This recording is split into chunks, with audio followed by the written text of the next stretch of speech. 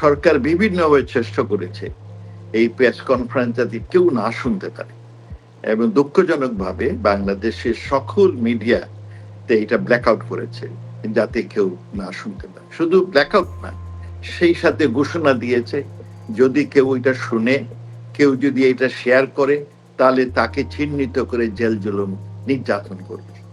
কিন্তু আল্লাহর কি মেহেরবান, যা কয়েক কোটি লোক সরকারের এরকম বিরোধিতা থাকা সত্ত্বেও সারা বিশ্বে কয়েক কোটি লোক মাননীয় প্রধানমন্ত্রীর এই বক্তব্য শুনেছেন।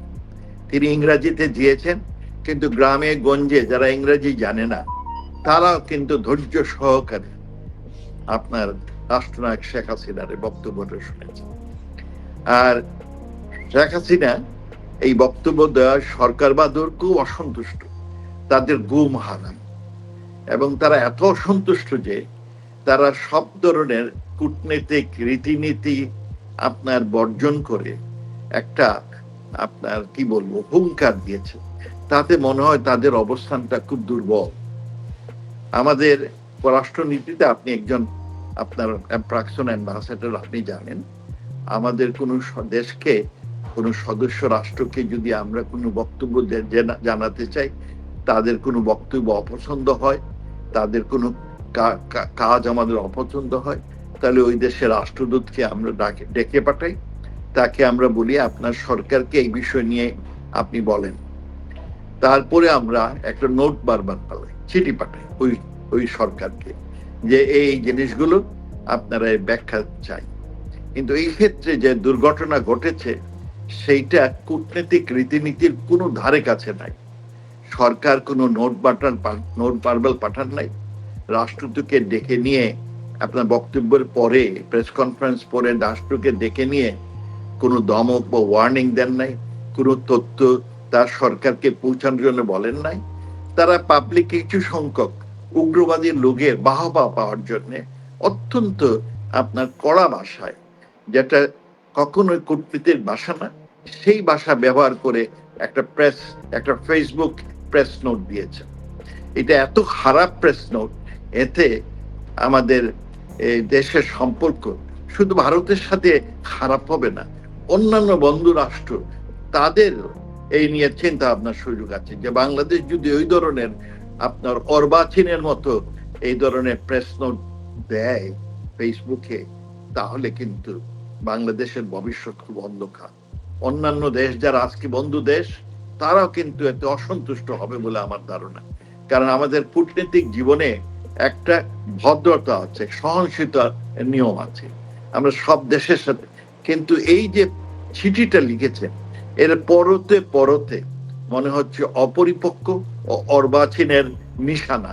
আমি মনে করি এই পত্রটা লিখার ফলে রাষ্ট্রনায়ক শেখ হাসিনার বক্তৃতা শোনার জন্য মানুষের আগ্রহ আরো অনেক বেড়েছে।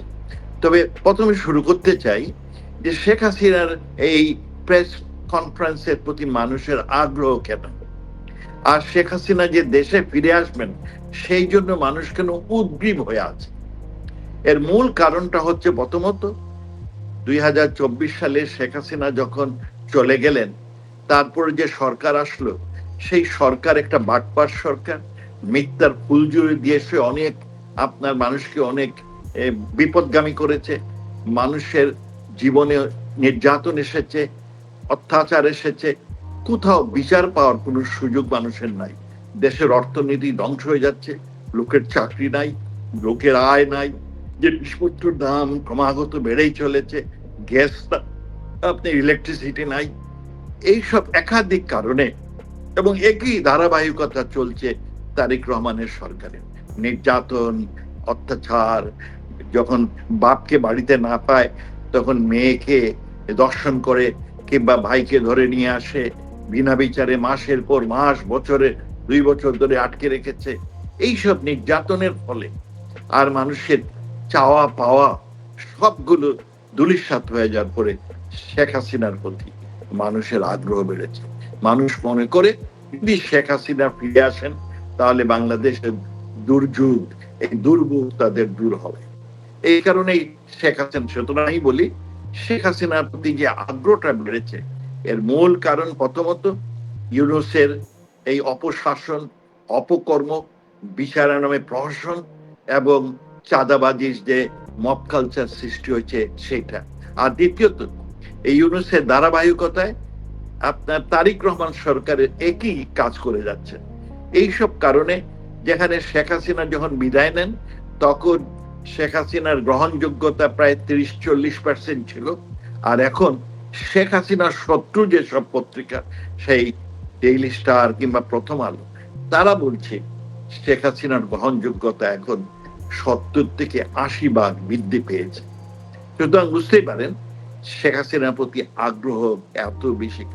মানুষ নাজাত চায়, মানুষ অত্যাচার থেকে মুক্তি চায়, মানুষ বিচারের আপনার স্বচ্ছ বিচার ব্যবস্থা চায়। এই সবই ধ্বংস হয়ে গেছে, আর মানুষ দুবেলা খেতে চায়। এই খাওয়া এখন তাদের জন্য কঠিন হয়ে গেছে। সেই জন্যই তারা মনে করে যদি শেখ হাসিনা আসেন, তারা প্রায় বলে শেখ হাসিনার সরকার ভালোই ছিল, আমরা আগেই ভালো ছিলাম। আপনি রাস্তাঘাটে গ্রামে গঞ্জে যাকেই জিজ্ঞেস করেন, সে আওয়ামী লীগের লোক হওয়ার কথা না, সে আওয়ামী লীগ না, সে একসময় হয়তো শেখ হাসিনার বিরোধী ছিল, সেও বলে যে শেখ হাসিনার সরকারে আমরা ভালো ছিলাম। এই কারণেই শেখ হাসিনার আগমন নিয়ে এত আলোচনা, এত জনগণের উদ্বেগ এবং জনগণ ওর দিকে মুখিয়ে আছে। আর সেইটাই বন্ধ করার জন্য সরকার চেষ্টা করেছে। তবে আমি বলবো এই শেখ হাসিনার প্রেস কনফারেন্সটা খুব ভালো হয়েছে, কারণ কয়েকটি ইস্যু আমরা জানি না। যেমন ধরুন এই 16 জুলাই থেকে 5ই অগাস্ট শেখ হাসিনার বিদায় পর্যন্ত কি কি হয়েছিল সে নিয়ে আওয়ামী লীগ কখনো কোনো হোয়াইট পেপার তৈরি করেন। শেখ হাসিনা তার বক্তব্য বলেছেন যে যখন এই কোটা আন্দোলন শুরু হলো তিনি তাদের সাথে সহমর্মতে প্রকাশ করেন, তাদের সাথে আলোচনায় বসতে চান, এবং তিনি যারা মারা গেছে তাদের স্বচ্ছ তথ্য গ্রহণের জন্য একটি কমিশন নিয়োগ করেন, একটা জুডিশিয়াল কমিশন নিয়োগ করেন, যারা আহত ছিল তাদের হাসপাতালে দিয়ে দেখেন। তিনি বলেছেন যে আমি সরকার প্রধান হিসাবে আমার একটি অঙ্গীকার আছে, আমার একটা দায়িত্ব আছে, সেটি হচ্ছে যদি মানুষের জানমাল ধ্বংস হয়, আগুন দিয়ে পুড়িয়ে দেয়, সরকারি স্থাপনা ধ্বংস করে দেয়, সেগুলো রক্ষণাবেক্ষণের জন্য যে কোনো সরকার প্রধানের বড় দায়িত্ব হচ্ছে সেইখানে ল অ্যান্ড অর্ডার।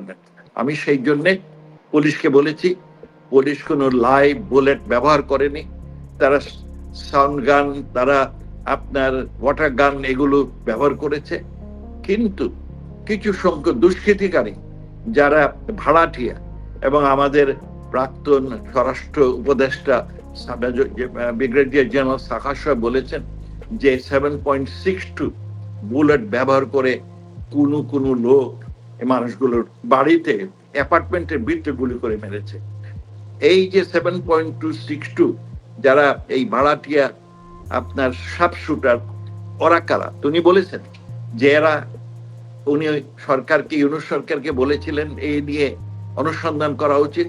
তিনি এটিও বলেছেন যদি ওরা ভারতের হতো ইউনূস সরকার নিশ্চয়ই অনুসন্ধান করত, কিন্তু ওরা ভারতীয় নয়। ভারতীয় নয় বলে ইউনূস সরকার এগুলো, বরং সে হেলিকপ্টার দিয়ে ওগুলোকে পার করিয়ে দিয়েছে।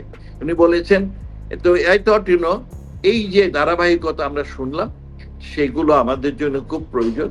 আমি সবসময় বলে আসছি যে এই বিভিন্ন ইস্যু নিয়ে, এই জুলাই আন্দোলন নিয়ে, আপনার ফেক যে পাতানো নির্বাচন নিয়ে, $234 বিলিয়ন, এই যে বিভিন্ন বানোয়াট তথ্য, এইসব মিথ্যা মামলা, এই সবগুলোর উপরে আওয়ামী লীগের দল হিসাবে আপনার এই অর্থনৈতিক ধ্বংস হয়ে যাচ্ছে, এই সবগুলো বিষয়ে আওয়ামী লীগের আপনার হোয়াইট পেপার পাবলিশ করা উচিত। সেটা হয়নি। তবে মাননীয় প্রধানমন্ত্রী যে বক্তব্য, তাতে আমরা কিছু ইঙ্গিত পেলাম কি ধরনের কি কাজ হয়েছে। তিনি মানুষের উপর গুলিবর্ষণ হোক সেটা চান নাই, সেই কারণেই তিনি এই বিশেষ কমিশন নিয়োগ করেছেন তথ্য বের করার জন্য। আমি দাবি করব তারেক সরকারকে যে তোমরা ওই সময় জুলাই আন্দোলনে যারা মারা গেছে তাদের প্রত্যেকের কবর থেকে তুলে পোস্টমর্টম করে তোমরা দেখো যে তারা কোন কারণে মারা গেছে, সেইটা তোমরা জাতির সামনে। আর এই যে প্রেস কনফারেন্সে সেইখানে কয়েকজন খুব ভালো বক্তব্য দিয়েছেন। আমাদের প্রাক্তন শিক্ষামন্ত্রী নফেল আপনার খুব ভালো বক্তব্য দিয়েছেন। তার টোনটা ছিল রিকনসিলিয়েশন, হিংসা না, প্রতিহিংসা না। বারবার বলেছেন আমরা রিভেঞ্জ, প্রতিহিংসা চাই না। তাছাড়া আমি খুব ইমপ্রেসড যে আমাদের ইয়াং বয় জয় খুব সুন্দর বক্তব্য দিয়েছে এবং পয়েন্টেড বক্তব্য দিয়েছে। সেই সাথে সে প্রশ্নগুলোর উত্তর দিয়েছে অত্যন্ত স্মার্ট। জয় কোনো বাহাদুরি না করে কয়েকটি ইস্যু তুলেছে যেগুলো খুব ক্রিটিক্যাল ইস্যু।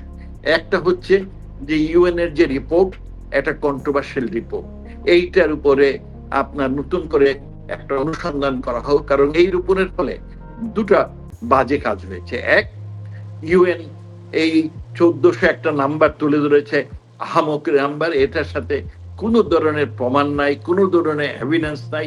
সে বলছে নামগুলো যারা মারা গেছে তাদের নাম এবং ছবি, তাদের ঠিকানা আপনার প্রকাশ করেন, তখন আসল তথ্য বের হবে। আপনি জানেন এই 1400টা উনি ইউনূস সাহেব জোগাড় করেছেন প্রত্যেকে।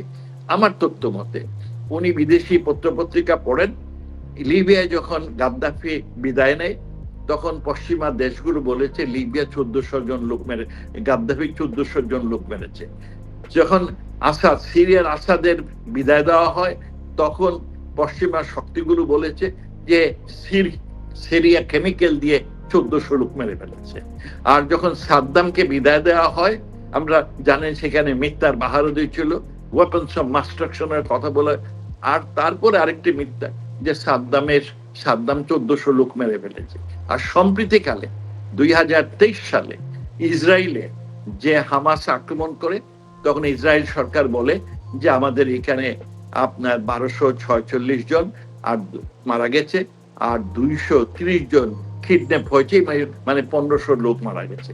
এই 1400-1500 ঝকমারি ইউনূস সাহেবের জানা। তাই তিনি ওনার বন্ধু আপনার হিউম্যান রাইটস কমিশনার ওনাকে ভলকার তুরকে বলেন, ভলকার তুর কোনো তথ্য যাচাই বাছাই না করে সে এই 1400 নাম্বার দেয়। আমি এখানে বলে রাখতে চাই, গত অক্টোবর মাসে 2024 সালের অক্টোবর মাসে আমি তখন ঢাকায়, তখন এই যে যারা মারা গেছে অধিকাংশ লোক ঢাকাতে মারা গেছে। হ্যাঁ, আমি তখন তাদের 122 জন যুবলীগ ছাত্রলীগের ছেলে যারা মারা গেছে তাদের ছবি সুদ্ধা, এবং পুলিশের যে অনেক লোক মারা গেছে তাদের ছবি সুদ্ধা আমি এই ফ্যাক্ট ফাইন্ডিং মিশনকে পাঠাই। হ্যাঁ, আমার সহকর্মী যারা গিয়ে ওটা প্রেজেন্ট করেন তাদের কাছে ওটা নিতে চায় নাই, গোয়েন লুইস এটা কোনো মতেই গ্রহণ করতে চায় না, কিন্তু তারা ওটা দিয়ে আসেন। কিন্তু দুঃখের বিষয়, এই ইউএন রিপোর্টে এই সব তথ্য, এই যেগুলো মারা গেছে ছাত্রলীগ যুবলীগের ছেলে 122টার আমরা ছবি দিয়েছি, তখন কোন তথ্য তারা তাদের রিপোর্টে সন্নিবেদ্য করে না। এমনকি এই যে ইনডেমনিটি সরকার দিল, বিচার করা যাবে না। এখানে আমি আই মাস্ট সে যে জয় যে উত্তরটা দিয়েছে তাকে বলা হয়েছে যে আওয়ামী লীগ কেন এই মৃত্যুর জন্য এখনো অনুশোচনা করে নাই, অ্যাপোলজি চাই নাই। সে বলছে আমরা অ্যাপোলজি করার প্রশ্নই আসে না, আগে কতজন মারা গেছে, কিভাবে মারা গেছে তার তথ্য আমাদের সংগ্রহ করতে হবে। তাছাড়াও সে বলেছে যারা মেরেছে, যে কিলার, তাদের আপনারা ইনডেমনিটি দিয়েছেন, তাদের বিচার করা যাবে না। সে বলেছে এই কি ধরনের আইন, একদল যারা মেরেছে তাদের আপনি লিগ্যাল অথরিটি দিচ্ছেন মারার, তাদের বিরুদ্ধে কোনো কেস করা যাবে না। আর অন্য দলরে বলছেন তোমরা অনুতপ্ত হও, আগে ঠিক হোক, আইনটা সবার জন্য সমান হওয়া উচিত। যাই হোক, জয় কন্ট্রোভার্সিয়াল রিপোর্ট সম্পর্কে বলেছে, সে ইনডেমনিটি সম্পর্কে বলেছে। আর এই আমাদের বাংলাদেশে যে হাজার হাজার লোক বছরের 2 বছর ধরে জেলে আছে তাদের কথা বলেছে। এই যে কাস্টোডিয়াল ডেথ, জেলের ভিতরে মানুষ মারা যাচ্ছে তার কথা বলেছে। সে বলেছে আপনার যে গত ইলেকশনটা ইলেকট্রাল ফ্রড, এই 12 ফেব্রুয়ারির, এইটা সম্পর্কে টাচ করেছে। বাংলাদেশে রাইজ অফ জিহাদি মব কালচার সেটা বলেছে। এবং বাংলাদেশের অর্থনীতি ধ্বংস হয়ে বাংলাদেশ এখন বর্তমানে একটা ফেইল্ড স্টেট, একটা অকার্যকর রাষ্ট্র হিসাবে। দেখেন, অকার্যকর রাষ্ট্র তো বটেই, যদি কেউ যাকে পাথর দিয়ে মেরে ফেললো, যাকে জীবিত কবর দিয়ে দিল, যাদের দর্শন করলো, কিংবা হামের কারণে যেই প্রায় 900 লোক মারা গেল, কিংবা আপনার এই ইয়াং ম্যানকে জ্বালিয়ে পুড়িয়ে, জীবন্ত অবস্থায় জ্বালিয়ে পুড়ে মধ্যযুগ কায়দায় মেরে ফেললো, কোনোটারই তো বিচার হয় নাই। গভর্নমেন্ট তো কোনোটাতে কোনো অ্যাকশন নেয় নাই। তার ফলে গভর্নমেন্ট অকার্যকর এবং বাংলাদেশ একটা ফেল স্টেট হয়েছে। সে বলেছে এই ফেল স্টেট হলায় আপনার দেশে অরাজকতা বাড়বে, ইনস্টেবিলিটি বাড়বে, এবং এইটা শুধু বাংলাদেশের বর্ডারে নিশ্চিত সীমাবদ্ধ থাকবে না, অন্যান্য দেশের জন্য একটা ভয়ঙ্কর পরিস্থিতি সৃষ্টি হবে। I thought it was a very good presentation. যাই হোক, মুদ্রা কথায় আসি, আপনার রাষ্ট্রনায়ক শেখ হাসিনা তার বক্তব্যে এবং প্রশ্ন উত্তরগুলো খুব সহজ সোজা ভাষায় বলেছেন, এবং তার ফলে লক্ষ লক্ষ লোক তাকে শুধু, ইতিমধ্যে আমরা শুনেছিলাম শেখ হাসিনার ছবি দেখলাম হাসপাতালে অসুস্থ, তিনি মারা গেছেন বলে সরকার বিভিন্নভাবে প্রচারণা করেছে। এই সব যে কত বড় মিথ্যা, সেগুলো আমরা আবার প্রমাণ পেলাম, কারণ উনি সরাসরি নিজেই বক্তব্য দিয়েছেন, প্রশ্ন উত্তর দিয়েছেন। সো আমার আই থট যে এই বক্তৃতা একটা হিস্টোরিক বক্তৃতা, এবং এই জেল আপনার পুলিশ হত্যা দিবসে আপনার তিনি যে বক্তৃতাটা দিলেন, সেইটা আবার প্রমাণ করলো যে শেখ হাসিনা বাংলাদেশের একমাত্র, যার প্রতি মানুষের বিশ্বাস স্থাপন করা যায়, যার একসময় বঙ্গবন্ধুর প্রতি বাংলাদেশিদের আস্থা এবং বিশ্বাস বেড়ে, আর এখন বাংলাদেশি জনগণের আস্থা ও বিশ্বাস শেখ হাসিনা। আমি এই ক্ষেত্রে আমি একটা প্রস্তাব করব এই তারেক রহমান সরকারকে। তারেক রহমান সরকার যদি তার টেনিয়রটা শেষ করতে চান, তিনি যদি কি তার সরকার স্থিতিশীল থাকতে চায়, তাহলে এই অর্বাচীন গুলো যারা পররাষ্ট্র মন্ত্রণালয়ে আছে এগুলো বের করে দেন। কারণ এদের যে ফেসবুকের এটা অর্বাচীন, মানে ইমেচিওর, কিছু ভালো খেলল যাকে বলে আর কি। স্যার একটু যোগ করি স্যার, এদের বের করে। আপনার বদনামটা আগে একটা জাহিদুর একটা বদনাম করেছে, আর এবারের একটা যে এইটা 1 নম্বর ওদের বের করে। 2 নম্বর, আপনি শেখ হাসিনা যে দাবি করেছেন সেটা গ্রহণ করেন। তিনি দাবি করেছেন, তিনি দাবি করেছেন যে আওয়ামী লীগের উপর থেকে নিষেধাজ্ঞা প্রত্যাহার, অন্তর্বর্তী সরকার গঠন করতে হলেই আওয়ামী লীগের বৃহত্তম দল তার থেকে আপনার এই নিষেধাজ্ঞা প্রত্যাহার। 2 নম্বরের দাবি করেছে সব মিথ্যা মামলা প্রত্যাহার, নিঃস্বার্থে প্রত্যাহার। তারপরে তিনি বলছেন দেশে বিচার বিকারের স্বাধীনতা এবং স্বচ্ছতা নিশ্চিত। এগুলো যদি নিশ্চিত না হয় আপনার, তাহলে বাংলাদেশে আপনার শান্তি ফিরে আসবে না, রাজনৈতিক শান্তি, অর্থনৈতিক স্থিতিশীলতা কিছু আসবে না। অর্থনীতি তো ভরাডুবি হয়ে যাচ্ছে। তারেক রহমান সাহেব, আপনার চোখের সামনেই দেশটা কোথায় 6.8% আপনার জিডিপি প্রবৃদ্ধি ছিল, আর এখন 2.2%। আগামীতে নেগেটিভ হবে। শুধু আমাদের দেশে 1974 সালের পরের থেকে আমাদের জিডিপি প্রবৃদ্ধি কোনোদিন নেগেটিভ হয়নি, আর মনে হচ্ছে আপনার সরকারে এসে নেগেটিভ হবে। এইগুলোর থেকে উদ্ধারের জন্য আপনি তো দেশবাসীকে সহায়তা করবেন। উদ্ধারের জন্য আপনার একটি পথ, আপনি বহুদলীয় গণতন্ত্র ফিরিয়ে আনেন, আপনার আওয়ামী লীগের উপর থেকে নিষেধাজ্ঞা মিথ্যা মামলাগুলো প্রত্যাহার করেন, দেশে আইনের শাসন প্রতিষ্ঠা করেন। এগুলো করলে আপনার বিদায়টা সম্মানিতভাবে হবে। আর যদি এইগুলো না করেন, আপনার বিদায় যে কিভাবে হবে আমি ঠিক বলতে পারবো। সুতরাং আপনি এই ব্যাপারে মনোযোগী হন। তাহলে আমি ইউনূস সরকারের উপদেশ দিয়েছিলাম, তারা গ্রহণ করে নাই। আমি বলেছিলাম বাংলাদেশটা খুব ডিভাইডেড, একটা হচ্ছে স্বাধীনতার সপক্ষের লোক, আর একটা হচ্ছে স্বাধীনতার বিপক্ষের লোক, এইভাবে ভাগ হয়ে গেছে। আপনি মাঝামাঝি আছেন, বিএনপি মাঝামাঝি আছে, আপনার দলেও কিছু মুক্তিযোদ্ধা আছে। সুতরাং আপনার কাজ হবে যেটা নেলসন ম্যান্ডেলা কিংবা ডেসমন্ড টুটু করেছিলেন, রিকনসিলিয়েশন। সবাইকে নিয়ে দেশ শাসনের তিনি অঙ্গীকার করেন এবং সেই বাবদে কাজ করেন। আপনার এই পথ আপনার কাছে খোলা আছে, আপনি সেটা গ্রহণ করতে পারেন। গ্রহণ করলে আপনার সম্মানজনক যখন বিদায় হবেন, আপনি সম্মানজনক বিদায় পাবেন। আর যদি গ্রহণ না করেন, কি ধরনের ভয়াবহ অবস্থার সৃষ্টি হবে আমি ঠিক বলতে পারবো না। তবে আমি বিশ্বাস করি বাংলার জনগণ শেখ হাসিনাকে ফিরিয়ে আনবে। এবং শেখ হাসিনা আমি যা চিনি, যতদূর জানি, she is a very determined lady. উনি যা বলেন তা করেন। আপনার বিভিন্ন সময় তাকে দেশে আসতে বারণ করা হয়েছে, তিনি সব উপেক্ষা করে। আর আমি তারেক রহমানকে আরেকটু স্মরণ করে দিতে চাই, আপনার মনে আছে 1983 খ্রিস্টাব্দে আপনার ফিলিপিনের অপোজিশন লিডার সেনেটর বেনিঙ্গো নিনয় অকিনো, উনি স্বদেশে যান। স্বদেশে যাওয়ার সাথে সাথে প্লেনের থেকে নামার সময় তাকে আপনার গুলি করে মেরে ফেলে। মার্কোস সরকার খুব শক্তিশালী ডিক্টেটর, এক অসম্ভব প্রতাপশালী ডিক্টেটর, তার দলকে মেরে ফেলে। তারপরে ফিলিপিনে আন্দোলন শুরু হয়, পিপলস পাওয়ার।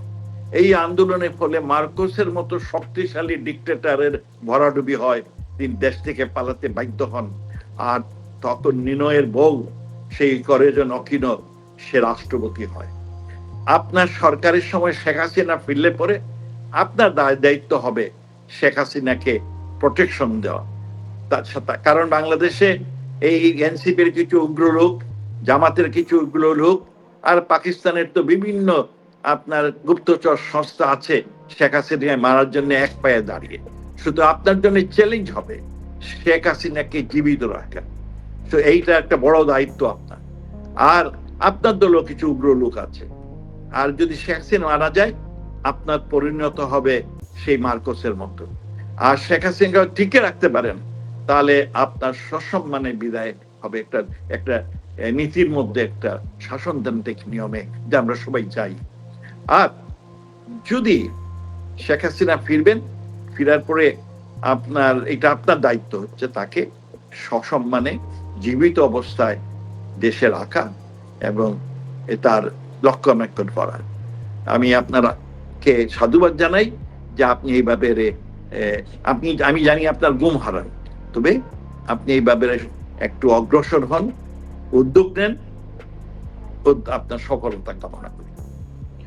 স্যার, আমরা একটু ওই জায়গাটায় যদি ফিরে আসি, যে ফরেন মিনিস্ট্রি যে প্রেস স্টেটমেন্টটা দিল, এটা স্যার আমি নিজেও একটা ভিডিও করেছি। আমি কিন্তু বলেছি যে আমরা তো দেখি যে রাষ্ট্রগুলা যুদ্ধ করে, Pakistan, India, Russia, Ukraine, Iran, মার্কিন যুক্তরাষ্ট্র, কোন দেশের পররাষ্ট্র মন্ত্রণালয় থেকে এই ধরনের উগ্র বিবৃতি কিন্তু কখনো দেখেন, আমি তো অল্পদিন পররাষ্ট্র মন্ত্রণালয়ে ছিলাম, কিন্তু বহু বছর ছিলেন।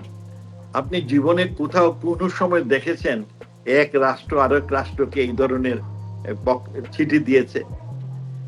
আই ওয়াজ সারপ্রাইজড এন্ড শক। আমার মনে হলো সব নয়বার এডিট করেছে, আবার সেটা নয়বার এডিট করে অর্বাচীনরা পররাষ্ট্র মন্ত্রণালয় চালাচ্ছে। আমার পররাষ্ট্র মন্ত্রণালয়ের অফিসার, আপনারা যারা ছিলেন, অত্যন্ত স্মার্ট এবং এরা very cream of the society. তারা they know their balance, they know their position, অত্যন্ত ভালো তারা ড্রাফটিং করেন। আমি বুঝলাম না এই ধরনের যে একটা লিখেছে, মনে হয় পররাষ্ট্র মন্ত্রণালয় কোনো কূটনীতিকের সাহায্য নেয় নাই, এইটা একটা হামবাব। এটার সাথে আমি একটা মিল দেখি। সেই মিলটা হলো, আমি এটা অন্য একটাতে বলেছি, 1978 সালে তখন তারেক জিয়ার বাবা, হ্যাঁ, আপনার জেনারেল জিয়া সাহেব, তখন বাহবা পাওয়ার জন্যে, দেশে বাহবা পাওয়ার জন্য উনি ঠিক করলেন যে গঙ্গা চুক্তিটা, পানি চুক্তিটা উনি ইউএনএতে নিয়ে, জাতিসংঘে নিয়ে আসবেন। আমি তখন এটা অপোজ করেছিলাম, আমি তখন বস্টনে ছিলাম। আমি এর মধ্যে একটা লিখেছিলাম যে এইটা দ্বিপাক্ষিক ভাবে সমাধান করা উচিত। আমি এইটাও বলেছিলাম যে আইয়ুব খান আর নেহরু, হ্যাঁ, আইয়ুব খান ইন্ডিয়া পছন্দ করেনি, নেহরু পাকিস্তান পছন্দ করেনি, কিন্তু তারা যদি এক টেবিলে বসে ইন্ডাস ভ্যালির এসব পানি চুক্তিটা করতে পারলো, এই বাংলাদেশ এবং ভারত কেন এটা করতে পারবে না? কেন এটা ইউএনএতে নিয়ে আসবে? আমি এইটার বিরুদ্ধে বলেছিলাম, কিন্তু জিয়া সাহেব এটা নিয়ে আসলেন ইউএনএতে। এই 78 থেকে 1996 সাল, এই দীর্ঘ আপনার কত 18 বছর ভারত বাংলাদেশের এই পানি চুক্তি ইউএনএর কোনো অঙ্গ প্রতিষ্ঠানে তুলতেই দেয় নাই, কোথাও এটা নিয়ে আলোচনা হয় নাই। স্যার, খালেদা জিয়াও কিন্তু নিয়েছিল, জিয়া সাহেব এটা এনেছিলেন। এরশাদ সাহেব পরে বাইলেটারি কিছু ইন্ডিয়ার সাথে আলাপ করে কিছু সুযোগ সুবিধা নেওয়ার চেষ্টা, ইন্ডিয়া এক পা এদিক ওদিক হয়নি। শেখ হাসিনা সরকার আসার পরে আমরা বাংলাদেশ সরকার এই ইস্যুটা জাতিসংঘ থেকে উইথড্র করে তারপরে বাইলেটারালি আলাপ করে 30 বছর মেয়াদি আপনার গঙ্গা চুক্তিটা সম্ভব হয়। শেখ হাসিনার এই দৃঢ়তা এবং বুদ্ধির কারণে এই 30 বছর ব্যাপী আপনার এই বছরে এটা রিনিউয়াল আছে। আর এটা আমাদের পানিটা আমাদের খুব প্রয়োজন। এই রিনিউয়ালের ব্যাপারে তারই সরকারকে সজাগ হতে হবে এবং কাজগুলো এমন ভাবে তিনি করা উচিত যাতে রিনিউয়ালটা হয়, না হলে আমাদের জনগণের বড় অমঙ্গল হবে। তো আমি জিয়া সাহেবের আশেপাশে কিছু হোক্স ছিল যারা এটা ইউএনওতে নিয়ে আসে না বুঝে, আর এখন তারিক জিয়ার সাথে কিছু হোক্স আছে যারা এই একটা বাজে পত্র লিখেছে, বাজে প্রেস নোট দিয়েছে, যেটা অর্বাচীনের মতো অপরিক্ষ হাতে লেখা। আমার মনে হয় যারা এটা করেছে আপনার তারিক জিয়া শুড পানিশ দেন, টার্মিনেট দেন, এদের বিচার করা উচিত। তোমরা এরকম দেশের বদনামটা করে শুধু ভারতের সাথে দেখেন, অন্যান্য রাষ্ট্রদূত এই নিয়ে আলাপ শুরু করেছে যে এইরকম যদি একটা রাষ্ট্র লিখতে পারে তাহলে তাদের ক্ষেত্রেও কি না হয়, তাই তারা এই নিয়ে আলাপ শুরু। এতদিন তারা চুপ ছিল, এতদিন তারা, কারণ ইউনূস সরকার একটা কাজ করেছে বিদেশে, শেখ হাসিনার সরকার ও যে মনস্টার, সেই বাজে কাজ করেছে, এই করেছে সেই করেছে, প্রচারণা করেছে, ওনার প্রচারণাটা খুব শক্তিশালী হয়েছে। আর আমরা তার প্রেক্ষিত আমরা কিছু বলতে গেলেই তারা বলে যে তোমরা তো মনস্টার, তোমাদের থেকে তো ওরা অনেক ভালো ছিল। কোথায় আমাদের সময় 15 বছরে ইউএন আমাকে যে রিপোর্টটা দিয়েছিল, অনলি 79 জন গুম হয়েছিল বলছিল। তার মধ্যে আমরা তথ্য করে দেখলাম অধিকাংশ বাড়িতে সুখে আছে। কিন্তু এখন ইউনূস সাহেব বলে 1500 লোক গুম হয়েছে, খুন হয়েছে, এইগুলো বলে এটা মাথা খারাপ করে রেখেছে। কিছু বললেই এরা, বাট দিনে দিনে অবস্থার পরিবর্তন হচ্ছে। তারা প্রথম মনে করতো যে আওয়ামী লীগ যা বলছে, যে জ্বালায় পুড়ায় মেরে ফেলতেছে অমুক, এগুলো আসলে আওয়ামী লীগের ভাষণ। এখন কিন্তু বলতেছে যে না, এগুলো সত্যি এবং আমাদের শুন the whole scenario change. সুতরাং সিনারিও চেঞ্জের আগে Tarique Zia should take action, এবং সেটা অ্যাকশনটা হচ্ছে ডায়ালগ শুরু করা উচিত। He should start a dialogue.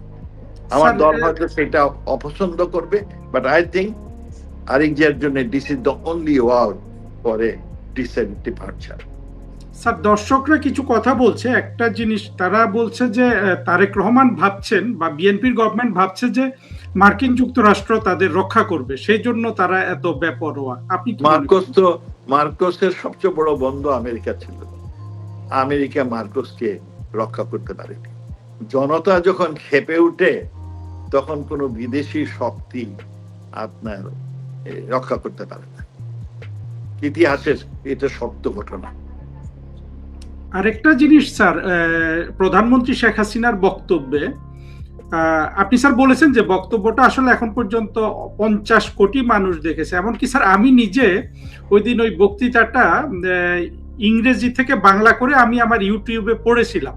ওইখানে এখন পর্যন্ত 75,000 মানুষ দেখেছে শুধু আমার আমি ওনার বক্তৃতা শুনেছি, তারপর ওনার বক্তৃতা ইংরেজি বক্তৃতা পড়েছি, and it was an excellent, I say, যে প্রেজেন্টেশন। স্যার, আরেকটা জিনিস ছিল ওই বক্তব্যের বৈশিষ্ট্য, উনি কিন্তু ইকোনমিক ডেটাগুলো উপস্থাপন করেছেন যে তার সরকারের আমলে কি ধরনের অর্থনৈতিক অগ্রগতি হয়েছিল এবং এখন কোথায় গেছে। তো আপনার কি স্যার মনে হয়, আপনি তো স্যার একজন অর্থনীতিবিদ, আপনি সাবেক পররাষ্ট্রমন্ত্রী, আপনি বাংলাদেশের সবচেয়ে, আমার দৃষ্টিতে সবচেয়ে সফল কিন্তু জাতিসংঘে যে আমাদের স্থায়ী মিশনে পার্মানেন্ট রিপ্রেজেন্টেটিভ এবং রাষ্ট্রদূত ছিলেন, অর্থনীতি তারেক রহমান আমরা দেখছি যে এই যে 2.2% নামিয়ে এসে, আপনার কি স্যার মনে হয় দেশে এই ধরনের ইনস্টেবিলিটি থাকলে এবং তাদের যে সীমিত চিন্তা ভাবনা, তারা অর্থনীতির কি কোনো উন্নতি করতে পারবে? দেখেন, আমি খুব ভাগ্যবান, শেখ হাসিনার কারণে আমি এটা সুযোগ পেয়েছিলাম। আর আমাদের তো কোনো চাওয়া পাওয়া নাই, তার ফলে আই ট্রাইড মাই বেস্ট দেশের ইজ্জত মান সম্মান দুনিয়ার কাছে তুলে ধরা আর দেশের উন্নয়নে সহায়কের ভূমিকা পালন করা। I am proud of my tenure. আমার কাছে কোনো আক্ষেপ নাই, দুঃখ নাই। মাননীয় প্রধানমন্ত্রী একটা দায়িত্ব দিয়েছিলেন, আমি অত্যন্ত নিষ্ঠার সাথে, অত্যন্ত সততার সাথে আমি আমার কাজ করেছি। আমি আমার আমার যারা ভোটার তাদের কাছে প্রায়ই বলতাম যে আপনারা আমার জন্য দোয়া করেন, যাতে আমি নিষ্ঠার সাথে, সততার সাথে আমি আপনাদের কাজ সেবা করে যেতে পারি। আল্লাহ মেহেরবান আমাকে সেই সুযোগ দিয়েছিলেন। না, শেখ হাসিনার সময়ে দেশের স্থিতিশীলতা ছিল আপনার সেই এক নাগারে 17 বছর, এর আগে 5 বছর। এই স্থিতিশীলতার কারণে দেশে আপনার কোথায় 1996 সালে আমাদের ফরেন ইনভেস্টমেন্ট ছিল মাত্র $1,90,000। শেখ হাসিনার সময়ে সেইটা আপনার $3.29 বিলিয়ন, $3,290 মিলিয়ন পৌঁছে, অভাবনীয় সফল। কারণ স্থিতিশীলতা ছিল, দেশের ব্যবসায়ীরাও আপনার উৎসাহ করে। আমি জানি আমার প্রবাসীদের সাথে সম্পর্ক, বহু প্রবাসীরা এই শেখ হাসিনার সময় দেশে ইনভেস্ট করেছেন, বিনিয়োগ করেছেন, হোটেল বানিয়েছেন, বাড়িঘর বানিয়েছেন। এখন কিন্তু সবাই তাদের বাড়িঘর, তাদের ব্যবসা বিক্রি করে চলে আসছে, কারণ দেশে কোনো স্থিতিশীলতা নাই। আর ভবিষ্যতে স্থিতিশীল থাকবে কিনা সে সম্পর্কে সন্দেহ। আমি শুনেছি বড় বড় কোম্পানি বাংলাদেশের এবং প্রাণ মনে করেন, তারা বাংলাদেশ থেকে তাদের আপনার ব্যবসা গুটিয়ে নিয়ে মধ্য আপনার গালফ স্টেট গুলোতে নিয়ে যাচ্ছে, যে যেভাবে পারছে। আপনার যে সুইস ব্যাংকে 41% এক বছরে ফরেন এক্সচেঞ্জ বাড়লো, এটা কিন্তু বিভিন্ন ব্যাংক, বিভিন্ন পয়সাওয়ালা লোক তাদের দেশের যে ইনভেস্টমেন্ট সেইগুলো বিক্রি করে বিদেশে নিয়ে ধরে রেখেছে, ব্যাংকের মধ্যে দিয়ে রেখেছে। দেশের স্থিতিশীলতা না হইলে কোন হাজার বক বক করেন, বড় কনফারেন্স করেন। ইউনূস সাহেব তো আমাদের অনেক মূলা দেখিয়েছেন, প্রায় বলেন যে কি অমুক হয়ে যাবে, তার সরকার বলল যে কি লোকের বিভিন্ন দেশ ওনাকে বলছে লোক পাঠাও, লোক পাঠাও। উনি বলছেন কাড়াকাড়ি লেগে গেছে, কিন্তু ওনার সরকার তো একটি লোকও পাঠায় নাই। এই জাপানে আমরা লোক পাঠানো শুরু করি, এবং জাপানে ল্যাঙ্গুয়েজ না জানলে পাঠানো যায় না। আমরা জাপানিদের সাথে মিলে ল্যাঙ্গুয়েজ ট্রেনিং সেন্টার করি, কয়েকটি আপনার আদম ব্যবসায়ীরা জাপানের লোক পাঠায়, কিন্তু স্বল্প সময়। জাপান, সাউথ কোরিয়া, আপনি জানেন এগুলো আমরা পাঠানো শুরু। ইউনূস সাহেব বড় গলায় এইগুলোর বাহবা নিতে গেল, একেবারে মিথ্যাবাদী।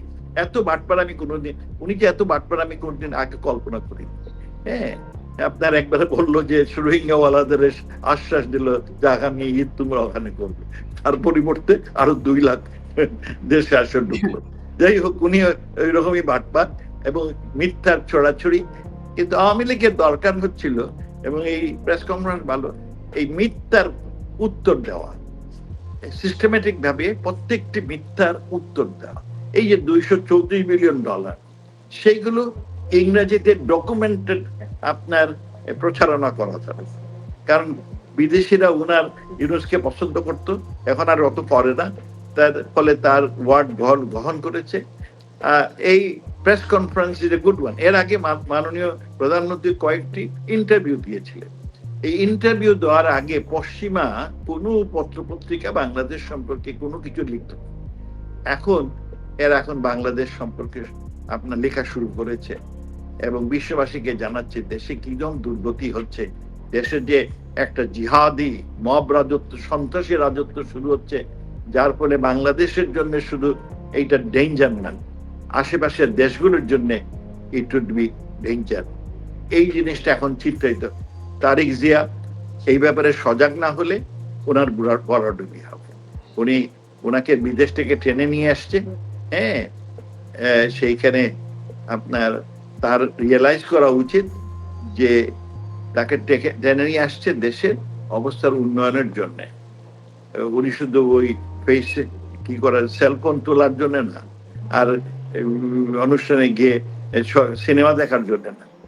It is a challenging job. বাংলাদেশের এইসব জবগুলো অসম্ভব চ্যালেঞ্জিং। আমাকে ডাকলেও তো আমি সহজ যাব না, কারণ রেসপন্সিবিলিটি সো মাচ। হ্যাঁ, কিন্তু স্যার তারেক রহমানের কোনো বিহেভিয়ারে এটার কোনো রিফ্লেকশন নাই, উনি যে সিরিয়াসনেসটা বুঝতে পারছেন। স্যার আমরা আপনাকে বেশিক্ষণ আটকে রাখবো না, আমার দর্শকদের চাহিদা একটা শেষ কোশ্চেন যদি অ্যান্সার করেন, এটা সবাই জানতে চায় আর কি আপনার কাছ থেকে, সেটা হলো স্যার এই যে এখন যে আমাদের জিও পলিটিক্যাল যে একটা মানে ইমার্জিং সিচুয়েশন, এখানে চীন, মার্কিন যুক্তরাষ্ট্র, ভারত এগুলো বাংলাদেশের সাথে বর্তমানে বাংলাদেশকে কি দৃষ্টিতে দেখে এবং এর ফিউচার সিনারিওটা কি, আপনি যদি স্যার সংক্ষেপে এইটার একটু উত্তর দিতেন তাহলে আমরা স্যার প্রোগ্রামটা শেষ করব। তারেক জিয়ার, আমি এখানে একটু বলেই, তারেক জিয়া সাহেব 17 বছর বিদেশি ছিলেন, শেখ হাসিনার সরকারে ছিল, উনাকে কোনোদিন বক্তব্য দিতে বাধা দেয়নি। উনি নিশ্চিন্তে ভিডিও মেসেজ দিতেন আর সবসময় বলতেন যে লাশ চাই, যত বেশি লাশ পড়ে শেখ হাসিনার বিদায় হতো। শেখ হাসিনা ওই অবস্থায় যায় না, তিনি এগুলো জানেন। তারপরে তিনি এই ব্যবস্থা নিলেন কেন যে যেই শেখ হাসিনার বক্তব্য শুনবে তাকে চিহ্নিত করে শাস্তি দেওয়া হবে, কোনো মিডিয়াতে এটা প্রকাশ করা। যাই হোক, আপনি যে প্রশ্নটা করেছেন, আমি যখন বিদেশে প্রথম আসলাম, আমি আমার অনেক বন্ধু বান্ধবের সাথে ইউএনআতি মুসলিম সাক্ষাৎ করি, তাদের বললাম যে দেশের অবস্থা খারাপ। তারা অনেকে এটা বিশ্বাস করে, বলে তুমি ওই সরকারের মন্ত্রী ছিলা, তোমার সরকার দূর হয়ে গেছে, সেই জন্য তুমি সব বেশি বেশি বলছো। আমি রিপোর্ট তৈরি করি, রিপোর্ট তাদের দিলাম, তারা তাজ্জুব, বলে আমরা তো এই ধরনের তথ্য পাইনি, আর কোথাও দেখি না।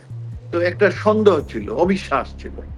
আমার কিছু সহকর্মী যারা এদেশের ভালো ইউনিভার্সিটির শিক্ষক, তারা বলছে আব্দুল, উই নেভার নো, তোমাদের ব্যাংকারটা তো পুয়ার, এত খারাপ কাজ করতেছে।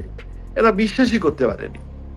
নাও দিনের এই গত 2 বছরে এরা তো চোখ মুখ খোলা, কথা বলে না, চুপ থাকে। তারা এখন কিন্তু আমাকে, আমার এক সহকর্মী, একজন রাষ্ট্রদূত, এখনো উনি রাষ্ট্রদূত, একটা দেশের শক্তিশালী দেশের রাষ্ট্রদূত, আমাকে বললেন যে আব্দুল, তুমি যে রিপোর্টটা লিখেছো, রিপোর্টের সাথে তুমি বাংলাদেশ থেকে যেভাবে পালিয়ে এসেছো সেই স্টোরিটাও লিখো, তাহলে সুবিধা হবে। আমি এই তোমার স্টোরিটা আর তোমার রিপোর্টটা আমি আমার বিভিন্ন দেশে বিভিন্ন বন্ধু বান্ধবকে পাঠাবো। তাই বললাম যে আমার তো পালানোর আমি কাহিনী লিখিনি, একজনকে বলেছিলাম, কিন্তু এটা নিয়ে হইচই শুরু হলো। আমার আত্মীয়জন বললো খবরদার এসব বলবা না। সে বলে নো, দিস ইজ এসেনশিয়াল, তুমি এটা লিখো। তারপরে তার কথা আমি 250 দিন ড্রেডফুল ডেইজ ইন বাংলাদেশ এটা লিখছি। সে এখন, আমি কিছু করি না, সেই আমার স্টোরিটা নিয়ে, আমার রিপোর্ট গুলো নিয়ে বিভিন্ন দেশের রাষ্ট্রদূতদের কাছে, মন্ত্রীদের কাছে সেইটা শেয়ার করতেছে। So you see there is a sea change. আগে আমাকে বলছে তুমি তো ওই দেশ, ওখানে আমার খুব ঘনিষ্ঠ বন্ধু, তুমি তো আগে সরকারের মন্ত্রী ছিলা, এই জন্য তুমি এই সব বলা বলি করতেছো। হ্যাঁ, তোমার সরকার একটা মনস্টার, তোমার সরকার এরকম দুর্নীতি করেছে, $234 বিলিয়ন কেমন করে বিদেশ পাচার করেছে গরিব দেশ। হ্যাঁ, বিশ্বাসই করতে পারে না। Things are changing. এখন বিদেশি শক্তিরা বুঝছে যে যারা এসেছে এদের দিয়ে বাংলাদেশের স্থিতিশীলতা আনা যাবে না, আর বাংলাদেশের স্থিতিশীলতা না আসলে আমেরিকার যে মেইন উদ্দেশ্য কন্টেইনমেন্ট অফ চায়না, এইটা হয়তো সম্ভব হবে না। সেই জন্য দে আর থিঙ্কিং টুয়াইস। তারা বাংলাদেশে একটা স্থিতিশীল সরকার চায়, যার সাথে তারা ব্যবসা বাণিজ্য, কারণ এই সরকার অনেক ব্যবসা বাণিজ্যের কথা বলেছে। এই সরকারের আপনার মুখ চায়নাকে বলেছে এই করো, তাদের থেকে আর্মস আনতেছে, আপনার ফাইটার জেট আনতেছে, আর আমেরিকা বলতে তোমার থেকে আমি সব জিনিস কিনবো, কিন্তু ওখান থেকে কিনতেছে। ওগুলো তো আমেরিকা চুপ করে থাকে নাই। আপনার তারা কিসের টার্কির প্রতি ঘনিষ্ঠ সম্পর্ক সৃষ্টি করে। আমরা আওয়ামী লীগ সরকার টার্কিতে অনেক ওয়েপন এনেছে, মাল্টিপল রেঞ্জ আমরা মিসাইল এনেছি, আমরা তাদের থেকে ড্রোন এনেছি, মোর দেন $1 বিলিয়ন আমরা। কারণ শেখ হাসিনার উদ্দেশ্য ছিল ডাইভার্সিফাই করবে সোর্সেস অফ আপনার সাপ্লাই। কারণ সব আগে খালেদা জিয়া বিএনপি সরকার সব অস্ত্র চায়নার থেকে আনতো, এখনো তাই শুরু হয়ে গেছে। আমেরিকা এটা ভালো চোখে দেখবে না। আর টার্কির সাথে এত মহরম হলে আমার সৌদি আরব এবং মিডল ইস্ট কান্ট্রিটা ভালো দেখবে না। আমরা একটা ব্যালেন্স মেনটেন করতাম। সৌদি আরব এবং মিডল ইস্ট কান্ট্রিতে আমার প্রায় 40 লক্ষ বাঙালি কাজ করে, ওরা যদি ওগুলো বের করে দেয় 12টা বেজে যাবে। সুতরাং এইসব নিয়ে আপনার এই জিও পলিটিক্সটা চিন্তা করে আমাদের কাজ করতে হবে। আর আমরা খুব স্ট্র্যাটেজিক লোকেশন, এইখানে আমরা চায়নাকে অসন্তুষ্ট করতে পারি না, আমেরিকাকে অসন্তুষ্ট করতে পারি না, রাশিয়াকে ভারতকে অসন্তুষ্ট করতে পারি না, আর এই ওইভাবে ওআইসিতে টার্কিকে অসন্তুষ্ট করতে পারি না, সৌদি এবং তার দলবলকে অসুস্থ। এইগুলোতে একটা ব্যালেন্সিং শেখ হাসিনা মেনটেন করে ছেড়েছিল। কিন্তু এখন আসলে বাংলাদেশ কোন দিকে যাচ্ছে বলা মুশকিল। ওইটুকু শুনতেছি বাংলাদেশে অনেক অস্ত্র কিনতেছেন আর যুদ্ধের জন্য প্রস্তুত হচ্ছেন। এগুলো দেশের মানুষের দুর্গতি বয়ে নিয়ে আসবে, এগুলো মানুষের কল্যাণ নিয়ে আসবে না। আমাদের স্বপ্ন 2030 সালের মধ্যে বাংলাদেশ একটা ক্ষুধামুক্ত রাষ্ট্র, আর 2041 সালের মধ্যে একটা উন্নত সমৃদ্ধশালী স্থিতিশীল অর্থনীতি। ওই সব স্বপ্ন ব্যস্ত গেছে। তারেক জিয়া এই ব্যাপারে সজ্ঞান হওয়া উচিত যে এইগুলো স্বপ্ন না, এগুলো আপনার বাস্তবিক পরিকল্পনা ছিল, এবং এইগুলোর প্রতি তিনার আপনার অর্জনের জন্য তাকেও উদ্যোগ নেওয়া উচিত। না হলে তার স্থিতিশীলতা টিকবে না। আর স্থিতিশীল না হলে এখন যে কালচার বাংলাদেশের তৈরি হচ্ছে, এটা বাংলাদেশের জন্য একটা ভয়ঙ্কর পরিস্থিতি। আমি একে ভয়ঙ্কর বলি, কারণ এর ফলে আমাদের মানুষের বড় কষ্ট হবে, না খেয়ে মরবে, বহু লোক আপনার রাস্তাঘাটে মরা পড়ে থাকবে।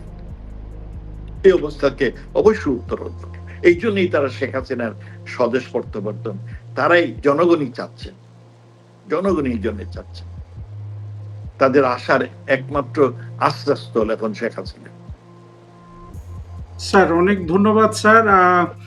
আজকে প্রোগ্রামটা এখানে শেষ করব, তবে স্যার আপনার সাথে আমি কিছু আপনার সাথে এই ফোরামে একটা জিনিস স্যার আপনি তো ভালোভাবেই জানেন, আমাদের 2024 সালের শেখ হাসিনা সরকারকে ফেলে দেওয়ার পেছনে সবগুলো মিথ্যা প্রচারের মধ্যে অন্যতম এবং সবচেয়ে ইফেক্টিভ মিথ্যা প্রচারটা ছিল যে শেখ হাসিনা সরকার বাংলাদেশকে ভারতের কাছে বিক্রি করে দিয়েছিল। এই ইস্যুটা নিয়ে স্যার আপনি একটু দীর্ঘ আলোচনা করবেন আজকে না স্যার? কারণ হলো যে এই আলোচনাটা এইসব বলেছে, কিন্তু তার সরকারগুলো একটাও চুক্তি তো বাতিল করে। আর আমি সরকারে থাকতে যেগুলো করেছি সেগুলো আপনার পানি চুক্তি, এই যে সমুদ্র, এতে আমাদের 1,18,800 বর্গ কিলোমিটার আমাদের লাভ হয়েছে। এই বড় সমুদ্র সীমা আমরা পেয়েছি। তারপরে আমরা ব্লু ইকোনমি প্রোগ্রাম হাতে নিয়েছি। আর আমি থাকতে এই যে বিভিন্ন ছিটমহলগুলো আমরা পেলাম, তাতে আমাদের অনেক লাভ হয়েছে। হ্যাঁ, আর যতগুলো চুক্তি আমরা ভারতের সাথে করেছি, কোনটাই দেশ বিক্রি না, প্রত্যেকটা চুক্তি উভয় দেশের মঙ্গলের জন্য। আমাদের দেশে একটা বদ প্রচারণা হয়েছে যে বাংলাদেশ শেখ হাসিনার সরকার, শেখ হাসিনা হচ্ছে দেশপ্রেমিক। সে দেশের ক্ষতি হয় এমন কোন সত্য কোনোদিন, এমন কোন চুক্তি সে কোনোদিন করেনি। এইরকম বাপের বেটি খুব কমই আছে। ভারতও যে তাকে খুব ভালোভাবে পছন্দ এমন না, ভয় পেত। কারণ ভারত যখন ট্রানজিট চাইলো, ফ্রি ট্রানজিট, আমরা নেপালকে ভুটানকে দিলাম, শেখ হাসিনা তাদের দেন নাই। তারা তো যথেষ্ট অসন্তুষ্ট হয়েছে। কিন্তু সে হলো শেখের বেটি, ডোন্ট কেয়ার। দেশের কোনো আপনার স্বার্থ বিঘ্নিত হয় এই ব্যাপারে সে একেবারে কঠিন ছিলেন। এই জন্য তাকে সব ভয় পায়। বাপ যেমন আপনার মনে আছে যে বাংলাদেশ স্বাধীন হওয়ার পরে যে ভারত আমাদের অনেক সাহায্য করলো, উনি স্বাধীন হওয়ার পরে প্রথমেই দাবি করলেন যে তোমরা তোমাদের সোলজার গুলো আমার জমি থেকে উঠায় না। এবং 2 মাসের মাথায় ভারতীয় সৈন্য, দেখেন আমেরিকানরা ফিলিপিনকে সাহায্য করেছিল, এখন ওখানে আমেরিকান সোলজার আছে। ইউরোপকে তারা সাহায্য করেছিল, এখনো জার্মানি এবং ইউরোপের বিভিন্ন দেশে আমেরিকান সোলজার আছে। কোথাও থেকে অত সহজে যায় নাই।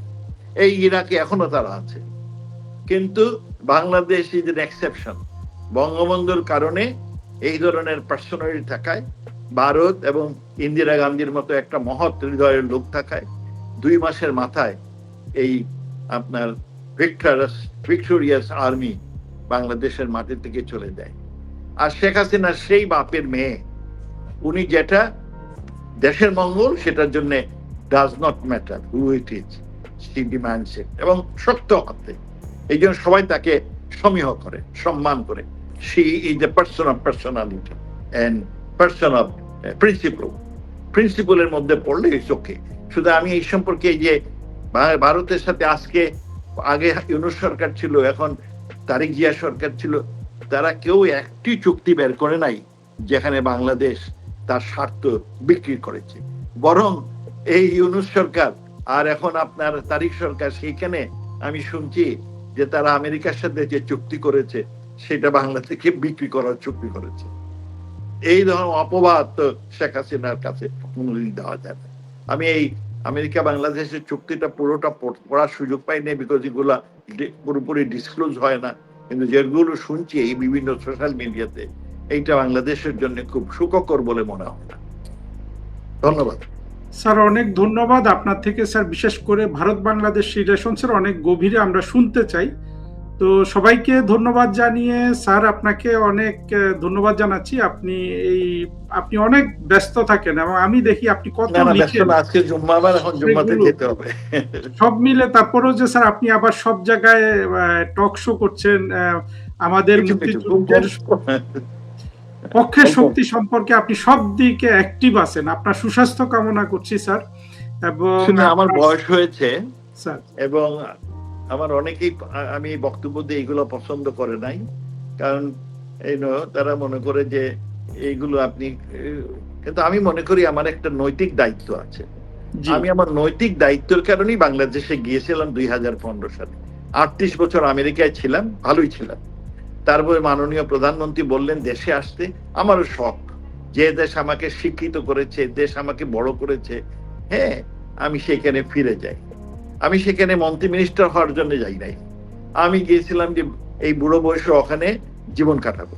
কিন্তু পরে আমার বড় ভাই ইলেকশন করবেন না বয়সের কারণে, এই আবুল মাল আব্দুল মুহিত সাহেব, তখন আমি আওয়ামী লীগের নমিনি হলাম, ইলেকশন করলাম, স্বচ্ছ ইলেকশন করেছি। কেউ এখানে আই ক্যান চ্যালেঞ্জ যে আমার ইলেকশনের সময় কোনো ধরনের কারচুপি আমি বরদাস্ত করিনি। কিন্তু আমি ইলেকশনে জিতলাম, মাননীয় প্রধানমন্ত্রী আমাকে মন্ত্রী বানিয়ে ফেললেন, দায়িত্ব অনেক বেশি দিলেন। আমি অত্যন্ত নিষ্ঠার সাথে, সততার সাথে দায়িত্ব পালন করার চেষ্টা করেছি। কোন সরকারি আপনার 100% নির্ভুল নয়, প্রত্যেক সরকারে ভালো মন্দ আছে, বিভিন্ন ধরনের লোক সরকারে থাকে। সরকারি যে টিম ওয়ার্ক, এই টিম ওয়ার্কের মধ্যে কেউ ভালো থাকে, কেউ খারাপ থাকে। আমার সরকার যে সবকিছু ভালো করেছে এমন না, তবে ভালোর পরিমাণ অনেক বেশি। যেখানে আমাদের খারাপ কাজ হয়েছে, যে ব্যাংকিং সেক্টর একটা ভরাডুবি হয়েছে, এগুলো নিয়ে আমরা প্রশ্ন তুলেছি। এই যে আপনার কারচুপি, এই চুরি চামারি শুরু হয়েছিল সরকারি মহলগুলোতে, সে নিয়ে আমরা প্রশ্ন তুলেছি, কিন্তু রেকটিফাই করার চেষ্টা করি। শেখ হাসিনা একটা ধারণা ছিল যে ডিজিটাল হলে পরে আপনার করাপশন কমে যাবে, হ্যাঁ, কারণ তখন ওই মেকানিজম অনেক বেটার হবে, করাপশনটা বিভিন্ন লেভেলে কমবে। যাই হোক, ভালো মন্দই আমাদের সরকার। তবে বর্তমানে অন্যান্য যে কোনো সরকার থেকে শেখ হাসিনার সরকার অনেক ভালো ছিল। That was the golden period of Bangladesh. আগামীতে কেউ সেই অবস্থায় যেতে পারবে কিনা আমার সন্দেহ আছে। স্যার, ওই যেটা বললেন স্যার করাপশনের, ওইটা আমরা যদি স্যার ইন্টারন্যাশনাল ডেটাগুলো, মানে ইন্টারন্যাশনাল যে অনলাইন বা বিভিন্ন জায়গা থেকে, ট্রান্সপারেন্সি ইন্টারন্যাশনাল থেকে আমরা যদি ডাটা সংগ্রহ করে দেখি, তাহলে দেখা যাবে যে আপনাদের সরকারের আমলে রিলেটিভ করাপশনটা অনেক কমে আসছিল, যেটা 2001 থেকে 6 ছিল। যাই হোক স্যার, দুর্ভাগ্য আমাদের, আমরা হয়তো তথ্যগুলো সময় মতো প্রচার করতে পারিনি, আর সাইবার সন্ত্রাসীরা মানুষের মগজ ধোলাই করেছে। স্যার, আমাদের প্রচারটা খুব দুর্বল। আপনি স্যার সবসময় দুঃখ করতেন এটা নিয়ে, আমার এখনো স্মরণ আছে যে আমরা কথাগুলো মানুষের কাছে পৌঁছাতে পারছি না। এবং আপনি আমার সামনেই বলছিলেন যে শেখ হাসিনা হাঁটছে, বিদেশে যাচ্ছে, এগুলা দেখেও বলে যে ওনার ক্যান্সার হয়ে গেছে, মরে যাবে 20 মার্চের মধ্যে, তখনও বলতো স্যার। এখন তাকে বলার বিরাট লটপট নিয়ে আসছেন।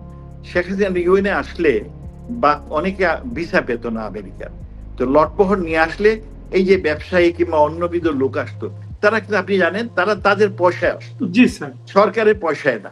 সরকারের পয়সায় ওই যারা এসেনশিয়াল লোক, সরকারের লোক, এই শুধু সরকারি কর্মচারী, সবই ওরা নিজের পয়সা, কিন্তু ওই নিজের পয়সায় আসতো। এইটা তো আমরা কখনো খুব প্রচার টচার করি, হ্যাঁ। তারপর ওরা বলে লটপহর নিয়ে যেতেন। স্যার আমরা আসলে এখন প্রচারণার দিকে মনোযোগ দিব এবং আমি দৃঢ়ভাবে বিশ্বাস করি শেখ হাসিনা আবার বাংলাদেশের ক্ষমতা গ্রহণ করবেন, কারণ বাংলাদেশ তো আসলে না হলে ধ্বংস হয়ে যাবে এবং বাংলাদেশের মানুষ আপনি যেরকম আশাবাদী আমার মনে হয় সম্পূর্ণ ধ্বংসটা মেনে নিবে না।